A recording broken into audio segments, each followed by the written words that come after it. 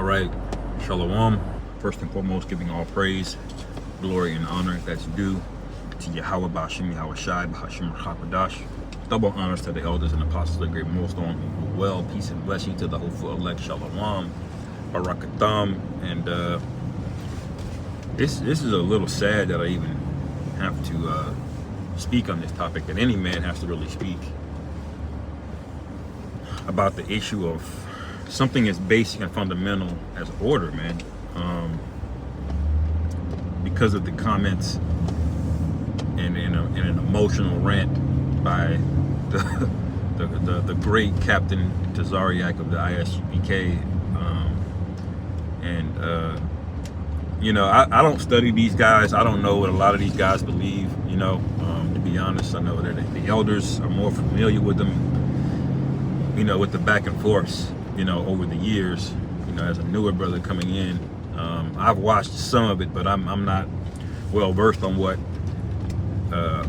every weirdo doctrine that they're going to come out with. And part of it is because I think now they didn't always believe these things, but now, you know, weirdo doctrines are starting to re-manifest themselves because there's a shaking, there's a shifting under the ground, man. You know, the ground is moving underneath your feet, okay? And if the ground is moving underneath your feet, then you have no choice but to move, okay, right along with it, all right?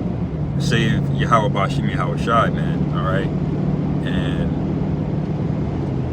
the comments this guy made was that basically a woman was the most powerful thing outside of the Most High. Now,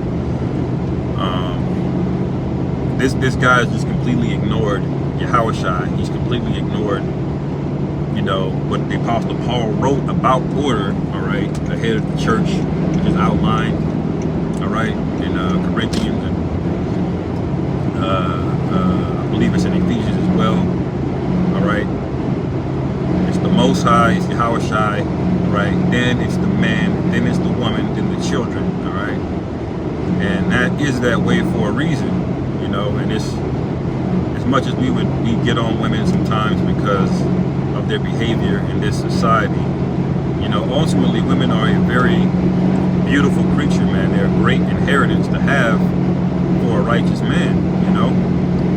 And that's what builds up so much frustration. You don't get angry at the person that doesn't have any potential when they don't do right, but when something does have great potential and then you see it not living up to its potential, it's very anger inducing, man. This is why the Lord is so angry at us, because we're the greatest nation on the earth. And what does Jake do, man? He surpasses the devil at wickedness, man. So it's a frustration, all right? And even women in the truth know that this is true, man. That what a woman does not even want to be in the position of power and leadership, all right? This society will program them to say these things, that they can be a partner, they can lead a relationship. But when you really think about what it takes to lead a relationship, you have to put your life on the line, you have to die, you have to make the decisions, all right? And you have to provide. All of those things are duties that are responsible, that the man of the household is responsible for. Now ask yourself, does the average woman really want that? All right? What these red pill guys call modern women, all right?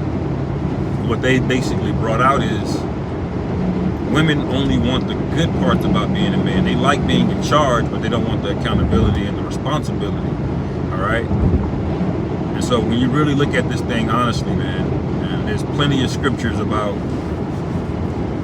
that warn you about women, all right, and the apostles are bringing out that in First Ezra chapter 4, which is a beautiful chapter and a precept, all right. Does the woman even really want this? Is they really and truly want it? It's all good until war breaks out. It's all good until there's a giant earthquake or a wildfire, all right? And so if you're not in charge and you're not going to take the lead in those scenarios, all right, and you're not accountable for what happens in those scenarios, then you don't take lead in any scenario, man. You're not responsible for it. You know, men are. And these are basics and fundamentals, man. Like, why do we even have to address this? But you got a nigga like Captain Tazariak, and I called him a nigga because that's the way that he's behaving, man. All right? That gets on, and you have to deal with it, because these are the guys that you'll see on these podcasts and dealing with celebrities of the world. All right? They'll march guys like that out, or a guy from like a Sakari or something like that, because they love the celebrity entanglements, you know. And then they'll have you thinking that all of Israel believes this nonsense, and that's just not true, man. You know. But this is sad, man. And one phrase that comes to mind, and Apostle Hall would say a lot, is these niggas have been in America too damn long, man. All right.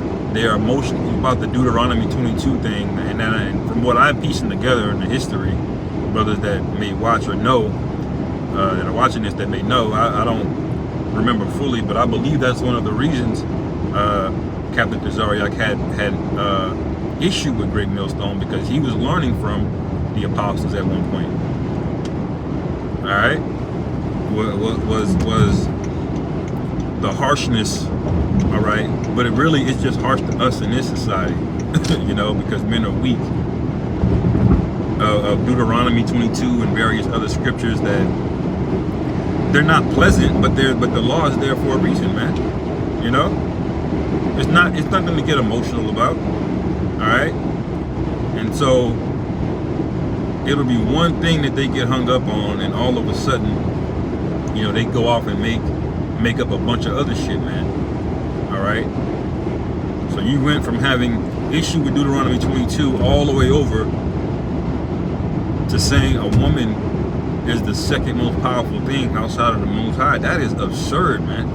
That is absurd, man. Do y'all not know y'all gonna answer for this? Do y'all not know the Lord is watching you, and you're gonna have to give an account for all of this bullshit that you're saying? Are you gonna tell Yahushua, the only begotten Son, the most powerful creature that the Most High created? And yes, Yahushua is a creature. That's what it means to begat. All right. It means to birth or generate. All right. The most powerful creature that the Lord has created, the King of Kings, Yahushua. Are you really gonna look him in the face and say that, man? All right. Now you see why when the Lord comes back, he says, bring them that would not worship me before me and slay them, man. Because you've idolized something that the Lord has put under you, man. This is no different than all of Israel worshiping a Moabite, man. Why would you worship something that the Lord has put under you, man? All right? And the Lord didn't put the woman under the man because she has no value. He put the woman under the man because there has to be some type of order. The Lord deals with order, man. All right? There's order even among the tribes, man. You know, we're the head nation, all right? And among the head nation, there are tribes. And there's a head tribe among those. And even among the head tribe, Judah, there's a house of David, man. David is above the regular Judites, man. You see, there's order in everything, but y'all pick and choose when you want to subscribe to that order. You see, and you're not in a position to rewrite what the order is supposed to be, man. The Lord wrote this thing a certain way. Women are wired to behave a certain way for a certain reason, man. All right, and men are as well, and we complement each other. All right, and the women that are right in their mind, which I had the pleasure of meeting a sister this past weekend that had a very beautiful, righteous spirit on them, man. That's to me, that's heartwarming, man. Because I'll be honest, I've truly never really met one, not in the truth, you know. And but when a woman is in order, man, it's one of the most beautiful things that men have died for women. Do y'all not like understand that? All right. And do you not understand that putting a woman over you will destroy her? Because she's not built to do that. All right? It's not a slight on them, all right? If you play Steph Curry at center, it doesn't matter how good Steph Curry is at point guard. If you play him at center in the finals, they're going to lose, all right? Because everybody has a position and a role to play, man. It's not about being better than somebody, man. It's about order, okay? And you can't just come along and make up your own order and basically tell the Most High he didn't know what he was doing. That's what you're basically saying, man. You know? But the women that are righteous, all right, they're gonna be good, man. All right?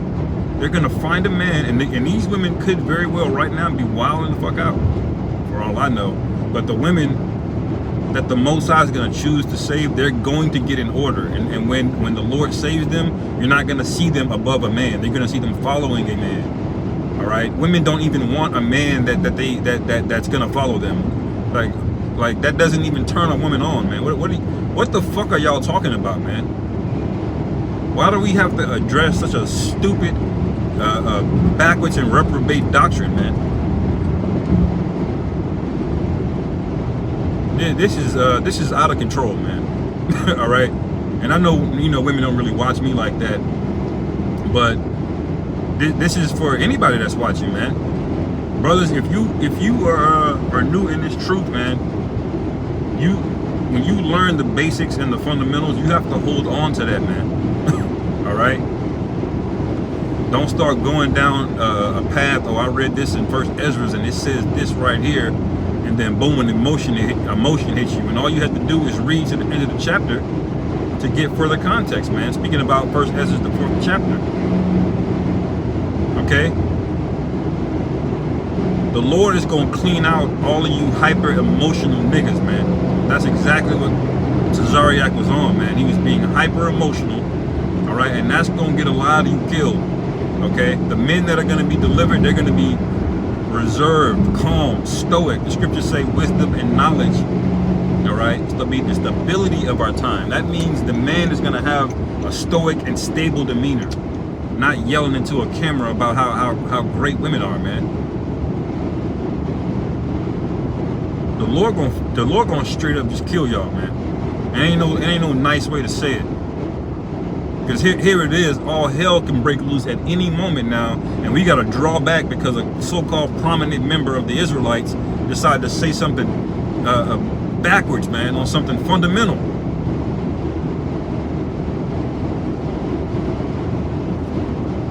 Why aren't y'all talking about the Nicaraguan, man? Y'all serious? Anyway, man, Shalaki, I ain't have many precepts. I kind of alluded to some, but you brothers get the point, man. This is just an in transit to further hammer the point home. And I know most of the elders have kind of, spoken their piece on the matter, but that's my 2 cents on the matter, man. Lock in, man. Pay attention to the important things. Women are not the important topic, okay? The hour of temptation is the important topic.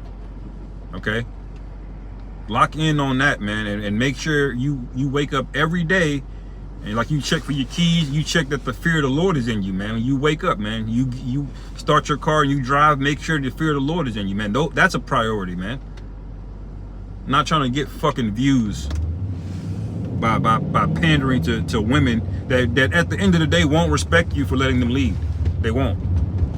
All right. Anyway, I'll end it there, man. Lord willing, this is edifying. Call hello, Yahweh Bashim, Yahweh Shai, Bashim, Rakakadash, Shalom.